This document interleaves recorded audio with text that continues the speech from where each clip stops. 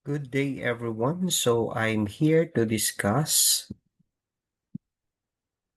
the lesson on designing and developing assessments under Unit 3.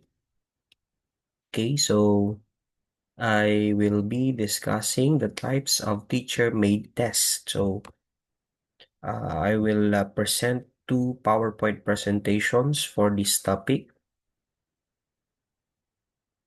So may I share with you the PowerPoint presentation of uh,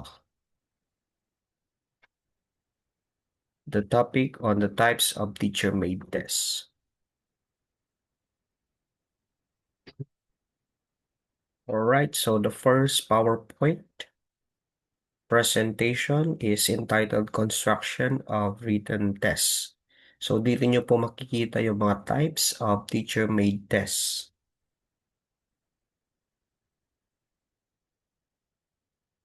Okay, so at the end of this lesson, you should be able to identify the appropriate test format to measure learning outcomes and apply general guidelines in constructing test items for different test formats. So here is the question. What are the general guidelines in choosing the appropriate test format? So, bago tayo mag-construct ng test items, ano bang mga type of teacher-made tests na nararapat doon sa mismong topic? Okay, so here are the guide questions in formulating test items. Number one, what are the objectives or desired learning outcomes of the subject, unit, lesson being assessed?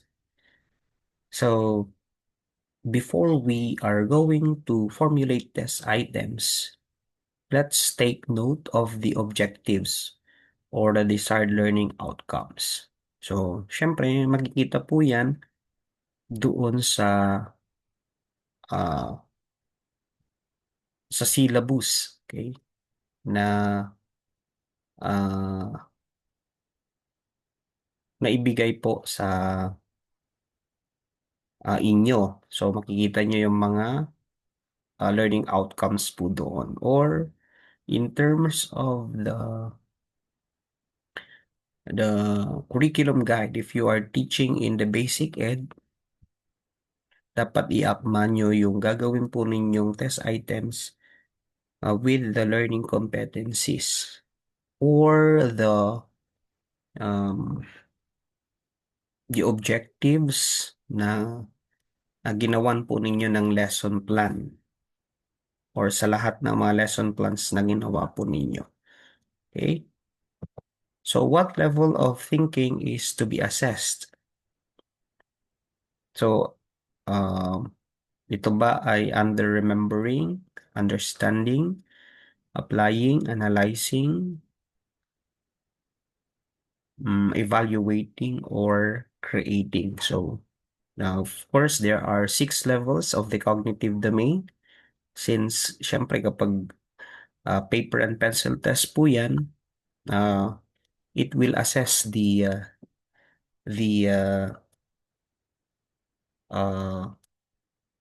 the mind of the students, what they already learned in the subject or in the course. Does the cognitive level of the test question match your instructional objectives or the desired learning outcomes? Take note on the constructive alignment, di ba? So we have the learning objectives must match to the or I mean the assessment must match to the learning outcomes. So mauna yung learning outcomes, then the learning activities, then assessment. Okay, so yung assessment po dapat natin ay align with the instructional objectives or the desired learning outcomes. And then, is the test match or align with the course desired learning outcomes, and the course contents or learning activities. Kaya nga nang sinabi ko kanina, yung assessment dapat mag-match doon sa desired learning outcomes and course content or yung mga learning activities. Next question, are the test items realistic to the students? So, we have to make sure that ito ay totoo. Ito yung mga natapos na activities or natapos na aralin. Okay? So, dapat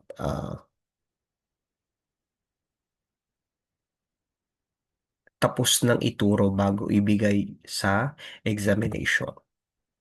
So, what are the major categories and formats of tradition test or traditional assessment, kumbaga?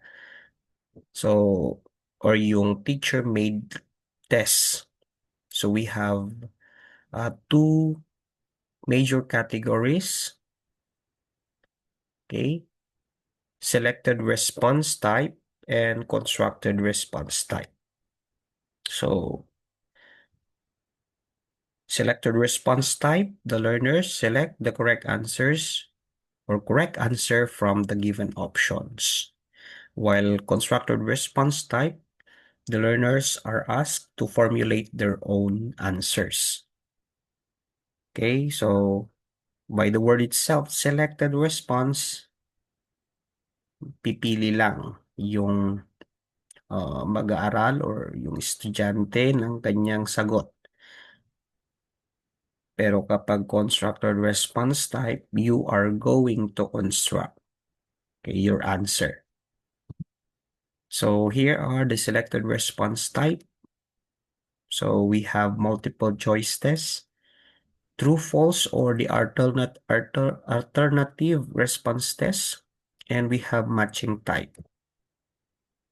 Okay, isa-isahin po natin. Pag sinabi natin multiple choice test, it is the most commonly used format in formal testing and typically consists of a STEM or the problem, one correct or best alternative or the correct answer, and three or more incorrect or inferior alternatives or the distractors. So, STEM, then correct answer, then distractors. So, pwedeng yung option mo ay pwedeng apat, pwedeng tatlo, apat, lima. Pero usually, tatlo o kaya apat ang mostly na binibigay. Okay? Then we have the true false or the alternative response test. It generally consists of a statement and deciding if the statement is true. Okay? That is accurate or correct. Or false, that is inaccurate or incorrect. And we have also matching type. So example po dito sa true false, write T if the statement is true and then F if the statement is false, or write true if the statement is correct. Otherwise, write false. So depende po yan. Or pwedeng any alternative response test. Like for example, write I love math if the statement is true. I hate math if the statement is false. So, depende po yan sa direction na ilalagay. Then we have matching type. Matching type consists of two sets of items to be matched with each other based on a specified attribute. Then this is another category of written tests. So we have constructed response type or response test. So example of this tests, we have short answer tests, essay. Also, we have problem-solving tests. So, pag sinabi nating short answer test, it consists of open-ended questions or incomplete sentences that require learners to create an answer for each item, which is typically a single word or short phrase. It includes completion tests, identification, and enumeration. So, lahat po yan, yung completion test, fill in the blanks, identification, identify the following, or enumeration ay example po ng short answer test. Okay, so sa short answer test, pag sinabi nating completion test, it consists of incomplete statements that require the learners to fill in the blanks with the correct word or phrase. Example, matching type test consists of two sets of items to be blank with each other based on a specified attribute. So, kailangan ilagay ng mag-aaral yung uh, uh, correct word na na nababagay dyan sa statement na yan. Then we have also identification tests. It consists of statements that require the learners to identify or recall the terms or concepts, people, places, or events that are being described. Okay, so limbawa, identify the following. So, may mga statements din. Sasagutan mo kung ano yung hinihinging i-identify. Like for example, he is the national hero. Okay, so, siyempre, isasagot mo doon, i-identify mo si Jose Rizal. Then, we have enumeration. It requires the learners to list down all possible answers to the question. So, enumerate uh, the city of Pangasinan, o limbawa, that is under enumeration. Then we have essay test. So pag sinabi nating essay test, it consists of problems or questions that require the learners to compose or construct written responses, usually long ones with several paragraphs. So may dalawa tayong uh, types of essay tests. We have restricted essay and non-restricted essay. So pag sinabi nating restricted, kung ano lang yung punto, okay, ng itatanong mo or ng pagpapaliwanag mo, yun lang ang kailangan mong isulat doon sa uh, or doon sa mismong essay. Pero kapag non-restricted, open, uh, kumbaga, you are going to state your opinion. Like for example, uh, pag sinabi nating restricted, example po is uh, explain the process of photosynthesis. Pero kapag non-restricted, what is your stand with the uh, flood control project? So, may sarili kang opinion po doon. Then we have problem-solving tests.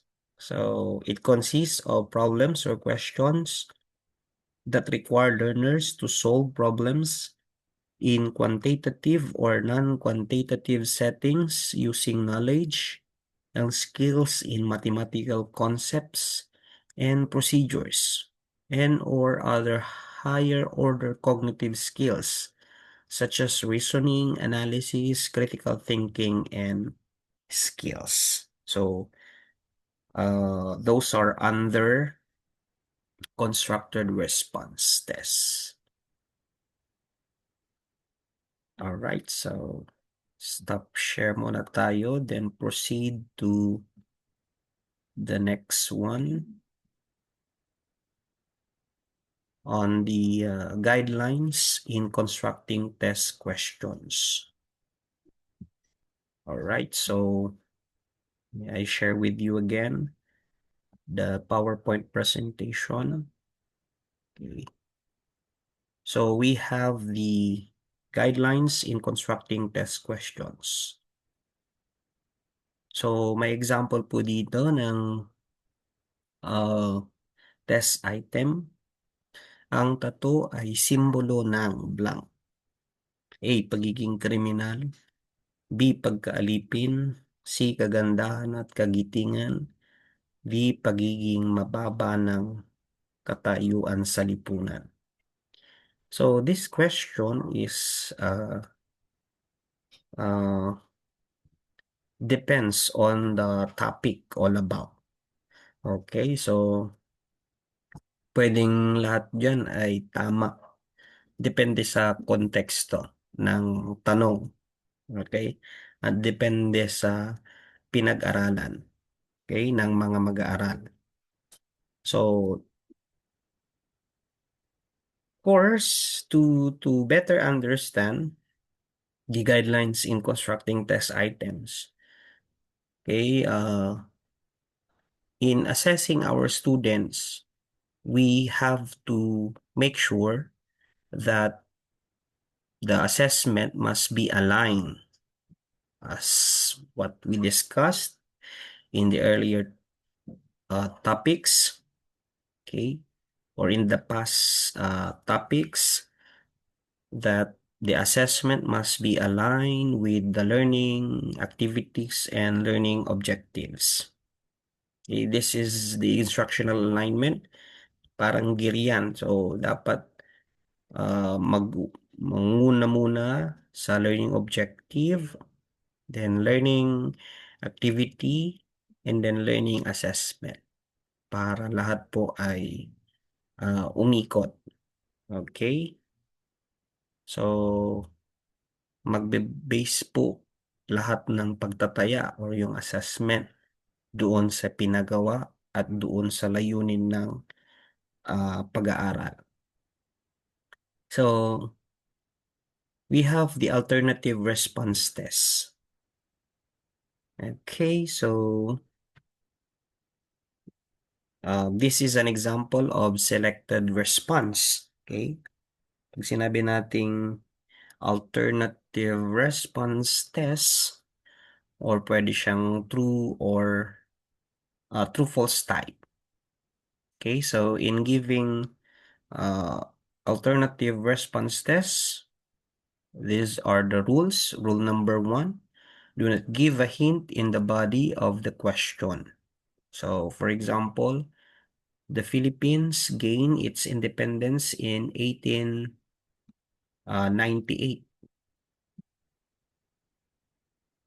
and therefore celebrated its centennial year in 2000. Okay, so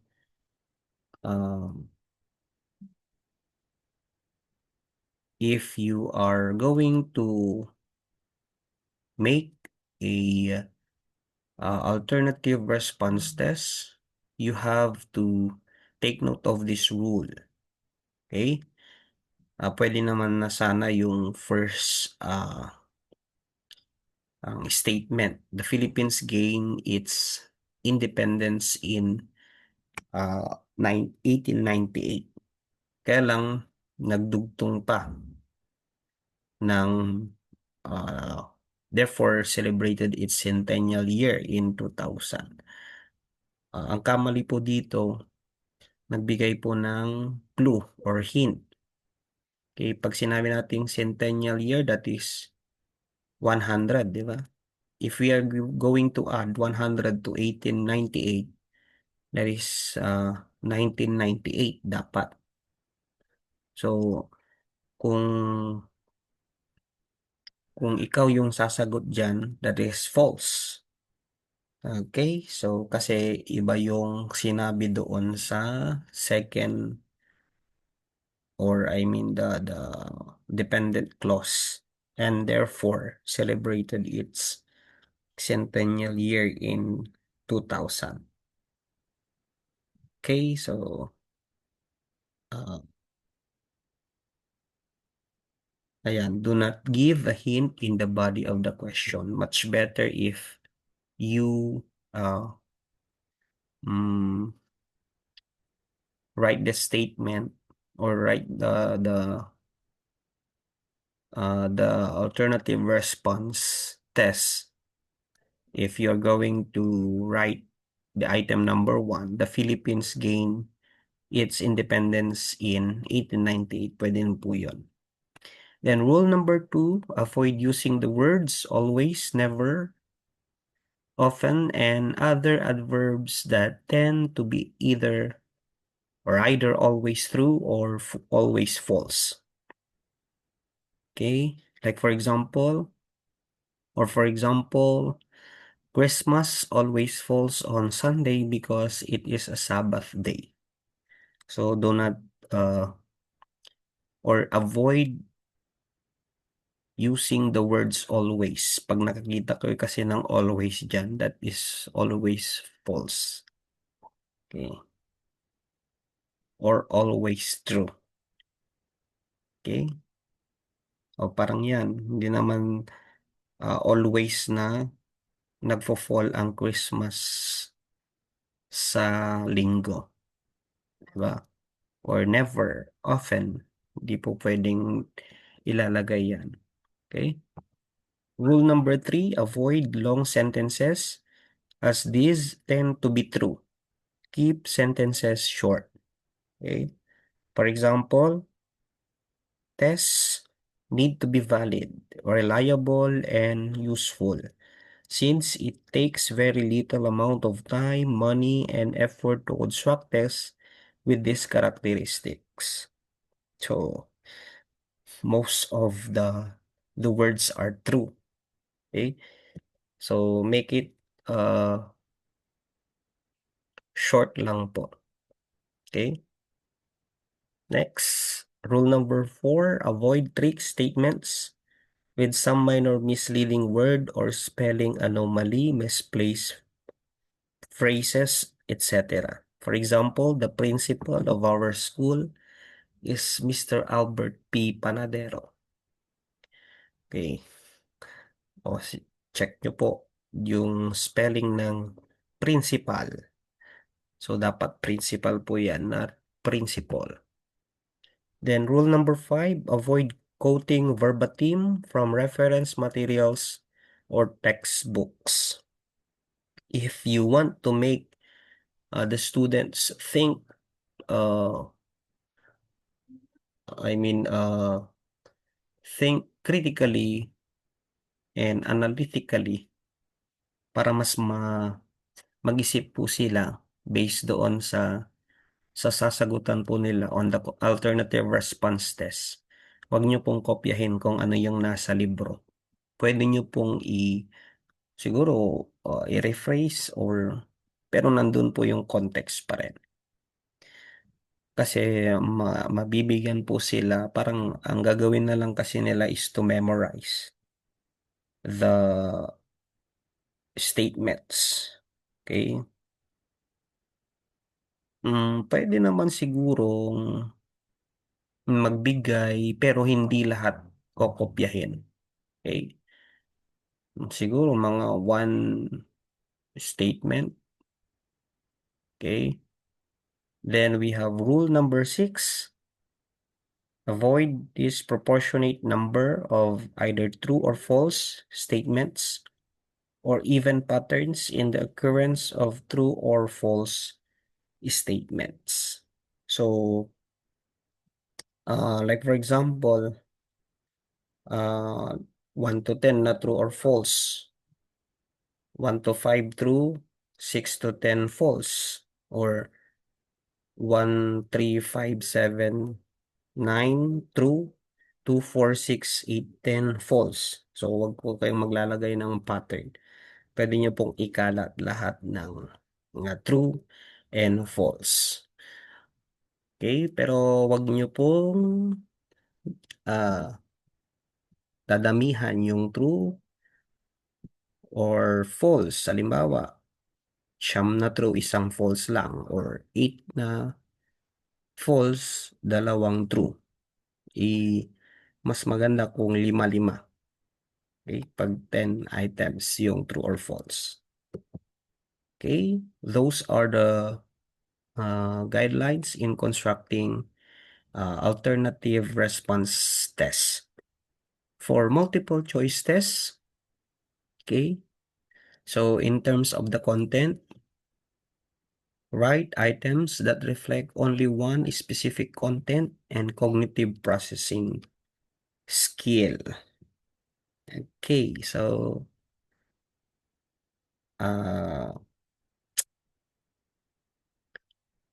you have to make sure that in writing multiple choice,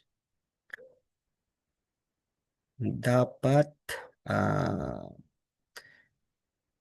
under po siya ng cognitive, I mean, they have to reflect, okay, only one specific content. Okay.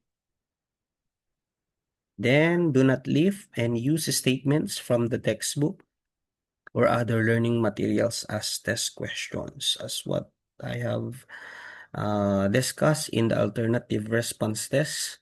Huwag laging kokopyahin sa libro. Pwede kayong gumawa ng other, like for example in mathematics, you can give another problem, okay, na hindi po nagmula doon sa example na nanggaling sa libro. O kaya if you want to test their thinking skills, then why not to make a scenario or situation, okay, or situational, much better kapag mag-iisip po sila, hindi lang po nila tatandaan yung mga nakasulat dun sa handouts. Okay? So, keep the vocabulary simple and understandable based on the level of learners or examinees. Okay, dapat naiintindihan po ng mga students or learners. Okay? Make it simple. Like for example, they are going to encircle the letter of the correct answer. Okay? And then edit and proofread the items for grammatically or grammatical and spelling before administering them to the learners. Check nyo po lahat ng mga test items in multiple choice tests. Okay?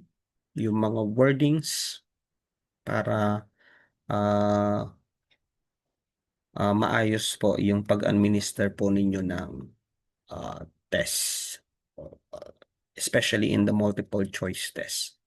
Then arrange the options in vertical manner, not horizontal below the stem or question.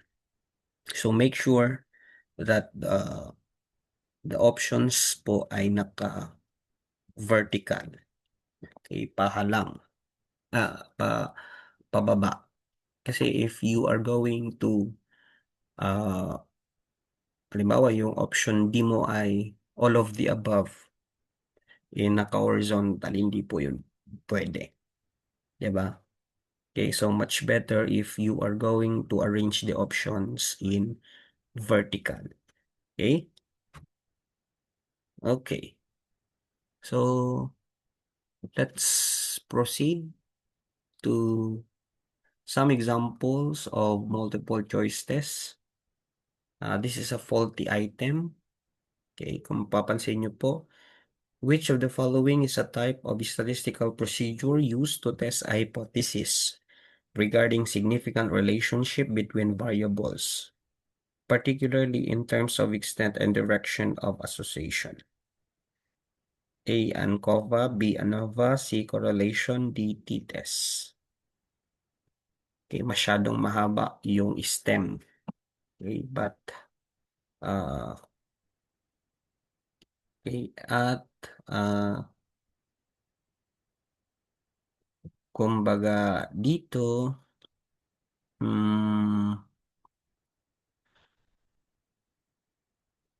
masyadong broad. Okay. In terms of this one, which of the following is an inferential statistic or statistical procedure used to test a hypothesis regarding differences between two qualitative variable?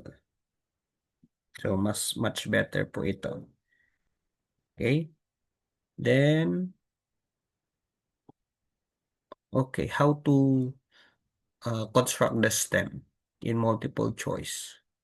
So, you have to write the directions and the STEM in a clear and understandable manner.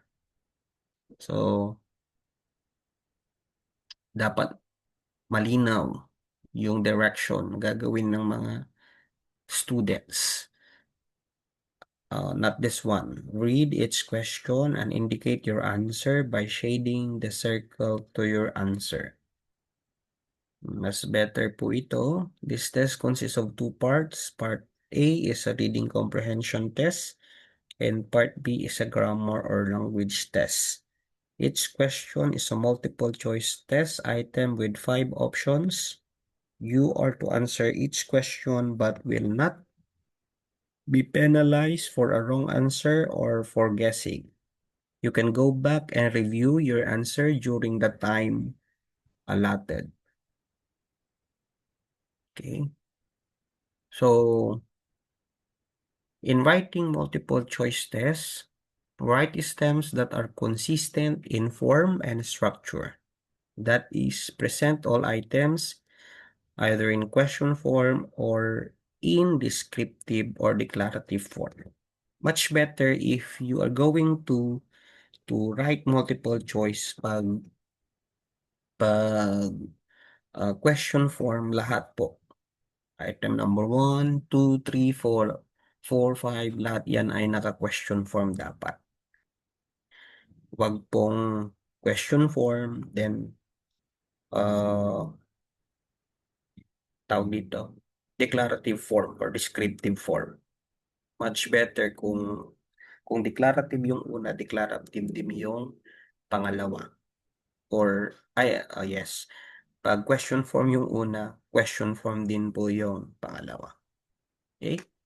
So, word the stem positively and avoid double negatives, such as not and except in a stem. If a negative word is necessary, underline or capitalize the words for emphasis. Okay? So, which of the following is not a measure of variability?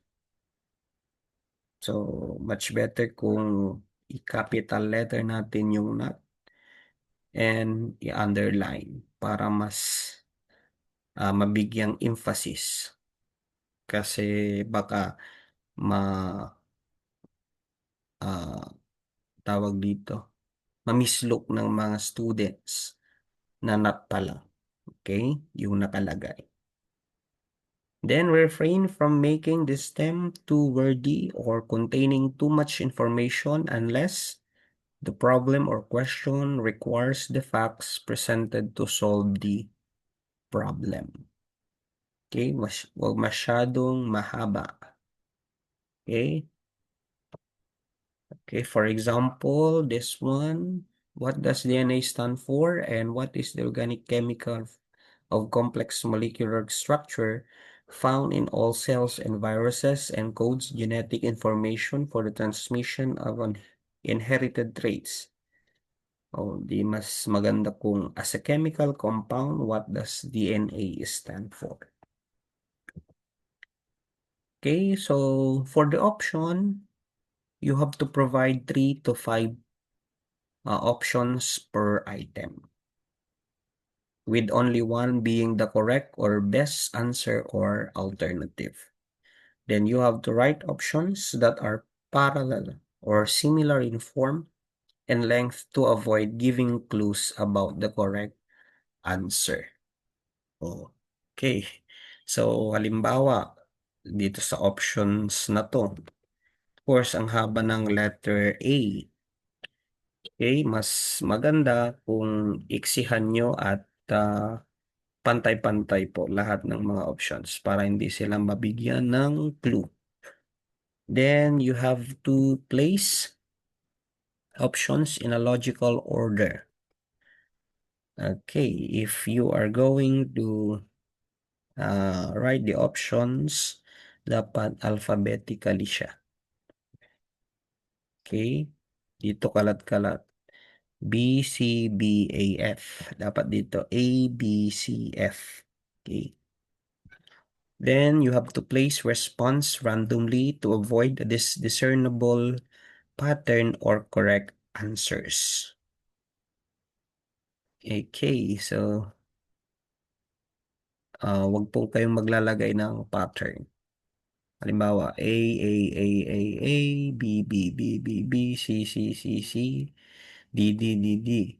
Or A, B, C, D, A, B, C, D, A, B, C, D. Okay? Ikalat-kalat nyo. Then you have to use none of the above carefully and only when there is one absolutely correct answer, such as in spelling or math items. So, much better if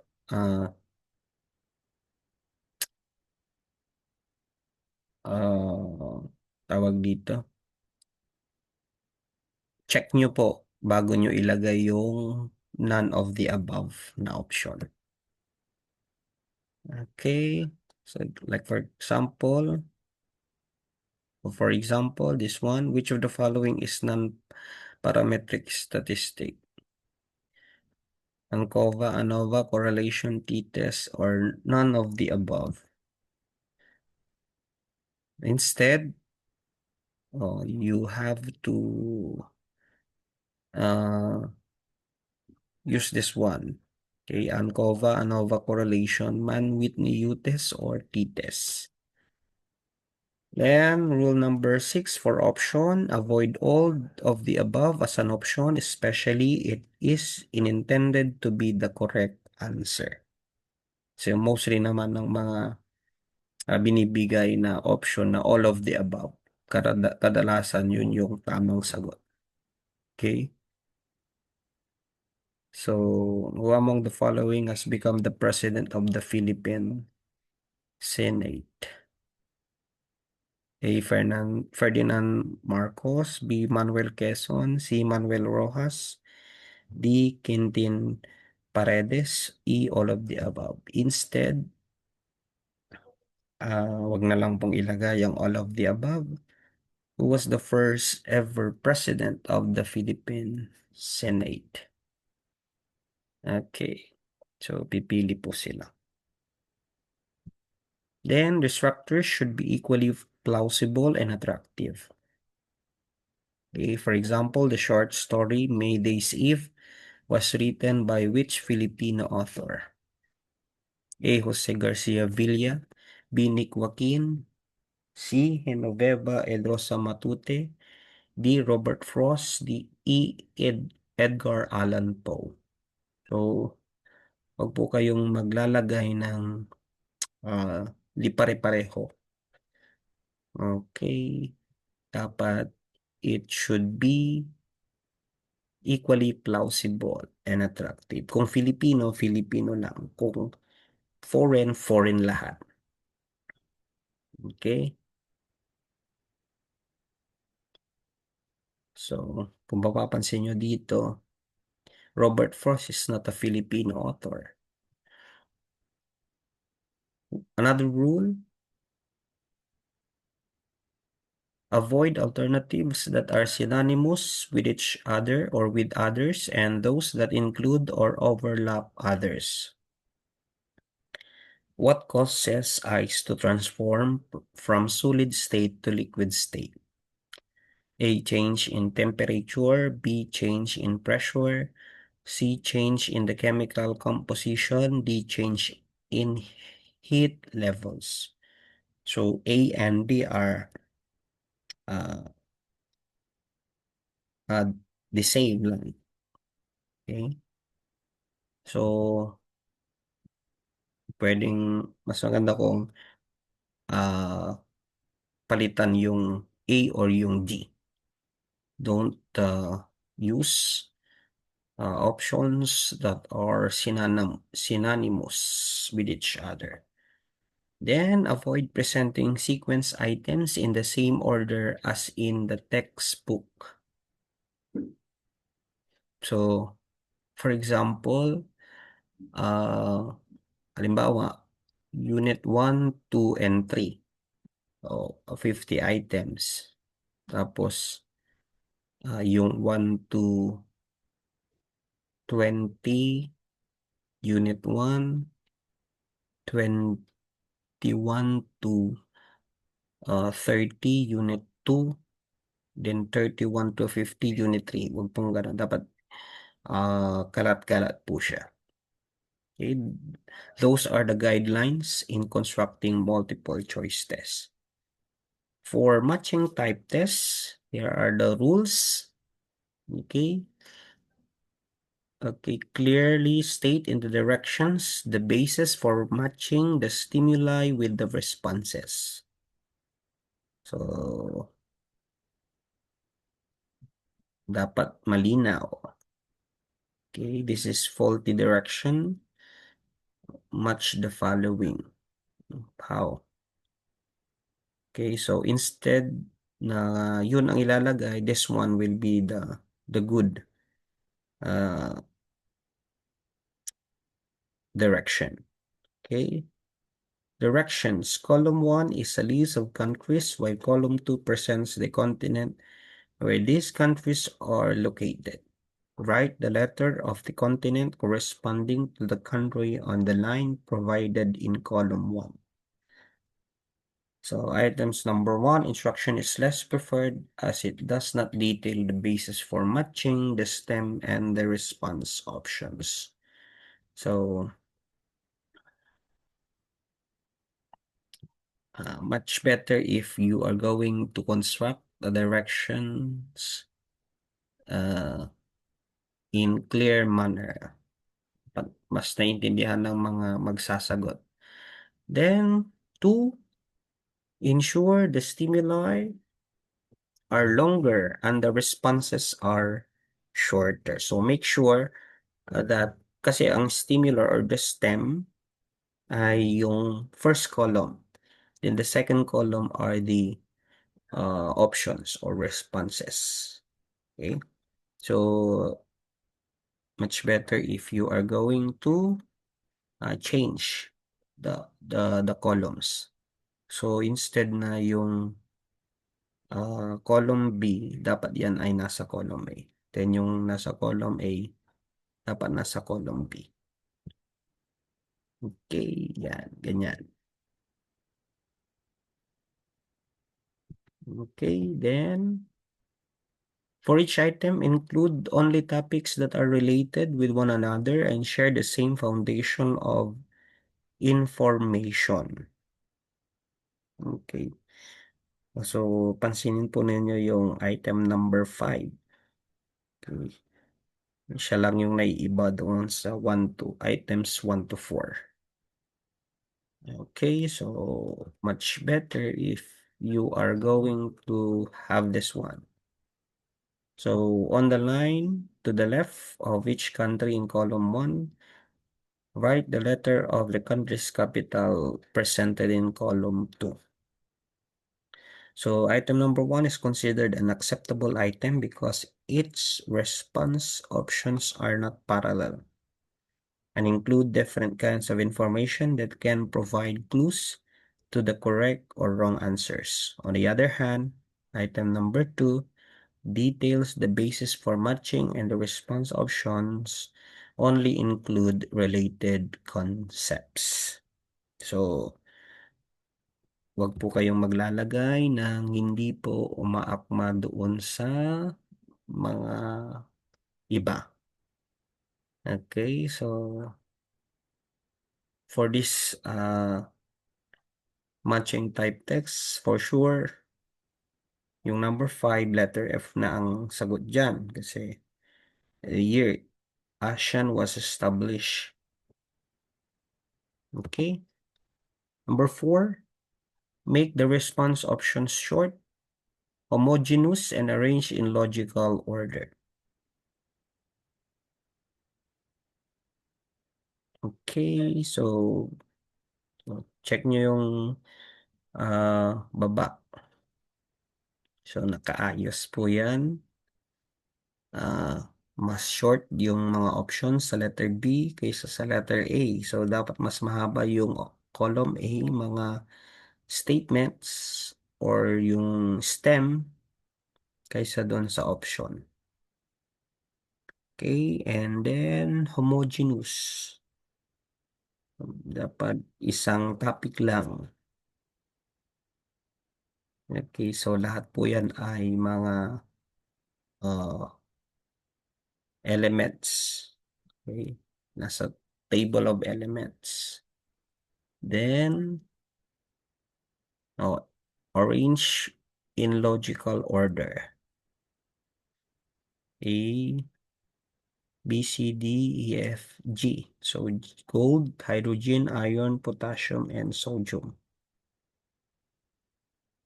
And then, if you are going to look for the options, yung letter B and letter A ay naka-statement po siya.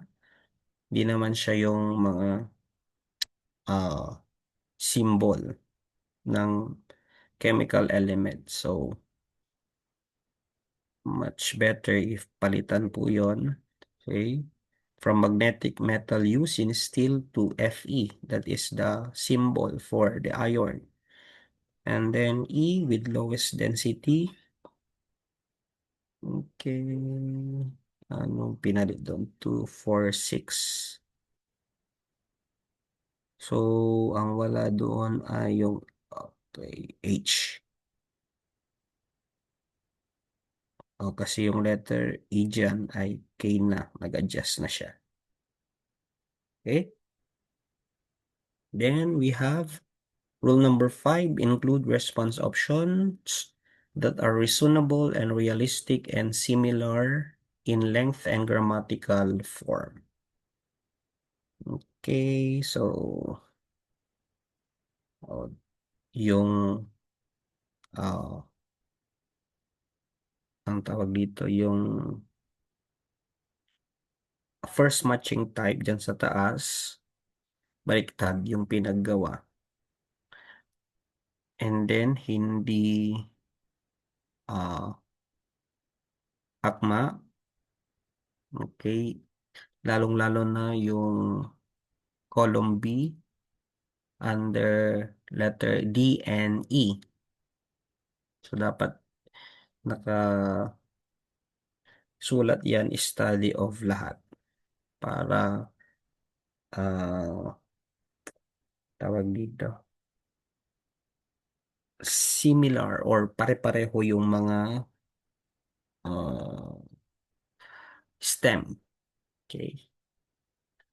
And then provide more response options than the number of stimuli. If the number of stimuli is 10, then you are going to make the options 11. So, limbawa dyan, 4, kaya 5 yung options. Okay, those are the guidelines in constructing matching type tests. Then we have essay tests. So for essay, questions can be used to measure the following abilities.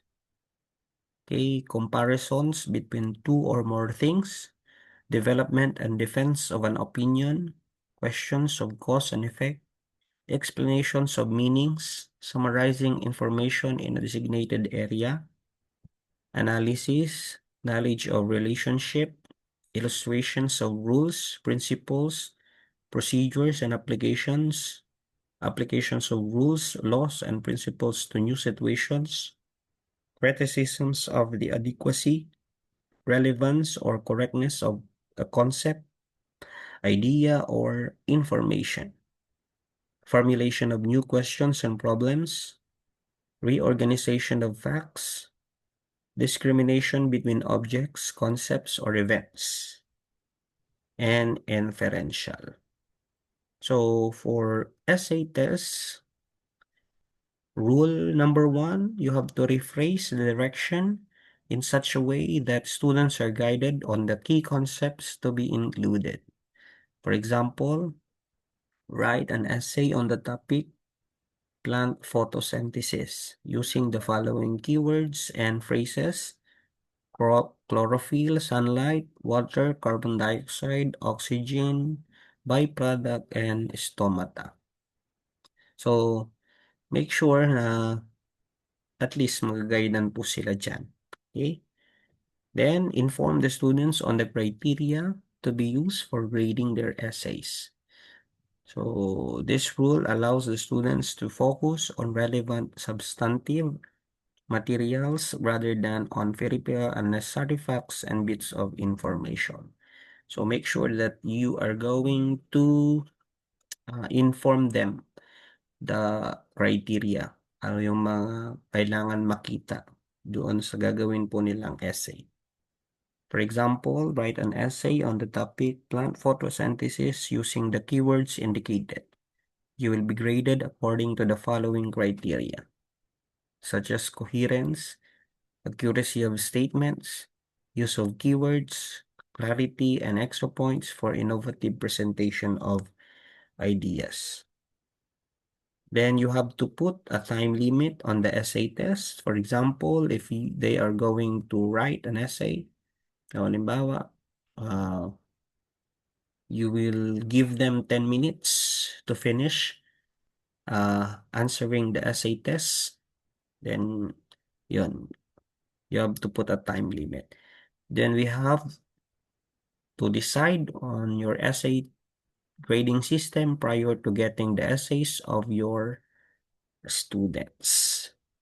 So, if the criteria are coherence, accuracy of statements, use of keywords, clarity, and extra points for innovative presentation of ideas, kung halimbawa 50 points yon or 25 points, you have to distribute the points to this criteria.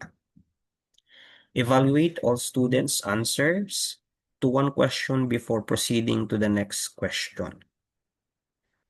Okay, so based on the rule number 5, kailangan ma-evaluate mo muna yung mga sagot nila dun sa pauna or yung naunang question before the next question. And then, evaluate answers to essay questions without knowing the identity of the writer. Make sure that in checking the answers in essay test, hindi mo kilala yung mga estudyante na chine-check mo or hindi mo alam ang pangalan para hindi maging bias. And then, whenever possible, have 2 or more persons to grade each answer. Okay, so those are the guidelines in constructing essay tests.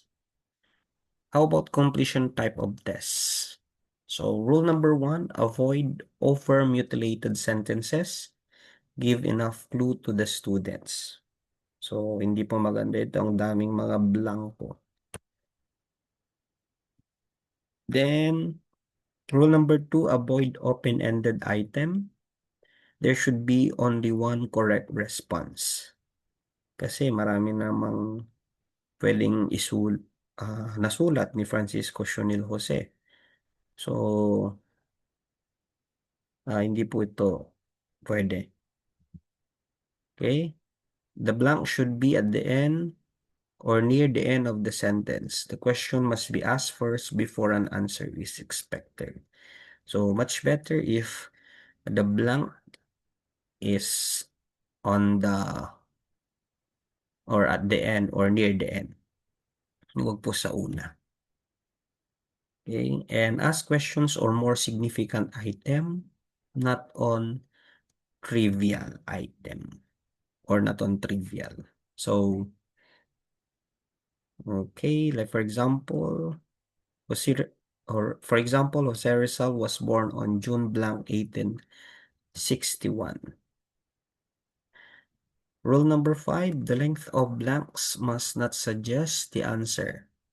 So better make the blanks uniform in size. Example, a part of speech that names person, place, or things is blank. A word used to connect clauses or sentences or to coordinate words in the same clause is called blank. So make sure parehas po yung sukat ng blank o yung mga blanks. Then, yun po. That's the end of the lesson.